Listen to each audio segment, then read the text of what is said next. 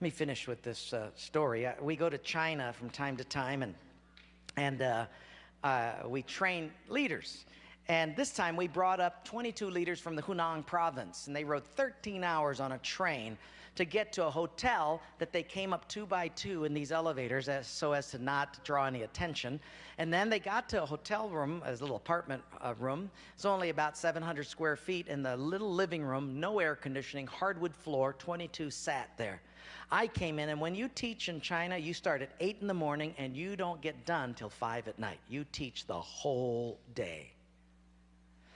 They were sitting there, all 22 of them, and I looked around and I said, now, if we get caught, what will happen to me?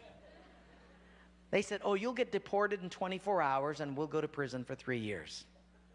I said, you're kidding. How many of you have been in prison for your faith? Out of 22, 18 raised their hands. I thought, no way. I looked at him and I said, you 22 people, how many people do you oversee? Because they were all of these small group leaders, underground church leaders in the Hunan province. I said, how many, if you counted up all the people under your jurisdiction, how many would it be? And they counted them up, and they said, little over 20 million. I said, what? See, we forget there's 1.3 billion people in China. This is crazy. Well, I had 15 Bibles, and I passed them out. Obviously, 7 didn't get them. And I said, let's turn to 2 Peter chapter 1, and we're going to read it. And just then, one lady handed hers to somebody next to her. And I thought, interesting. Well, we turned there anyway, and as we started reading it, I understood why she gave it away. She had memorized the whole thing. She just recited the whole chapter. When it was done, I went over to her at a break, and I said, you recited the whole chapter. She says, oh yes, I've memorized many chapters. I said, where did you memorize so many chapters? She said, in prison. I said, you have much time in prison. So I said, but don't they confiscate the Bible? And she said, yes. So people bring in scriptures written on pieces of paper, and they bring it in. So I said, but then if they find that piece of paper on you, won't they confiscate that? She said, oh yes, that's why you memorize it as fast as you can. Because even though they can take the paper away, they can't take what's hidden in your heart. I thought, wow. Well, after 3 days, you fall in love with these people.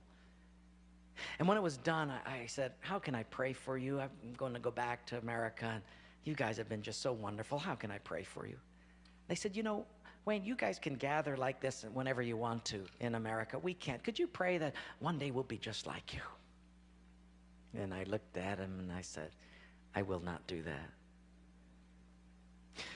Big incredulous eyes looked at me and they said, why? I said, because you guys rode a train for 13 hours to get here.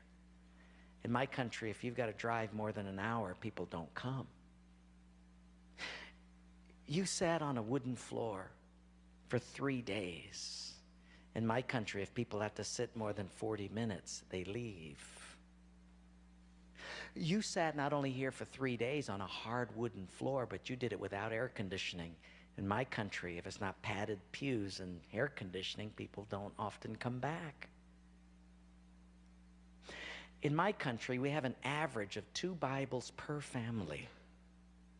We don't read any of them. You hardly have any Bibles, and you memorize them from pieces of paper. I will not pray that we become like, you become like us, but I will pray that we become just like you.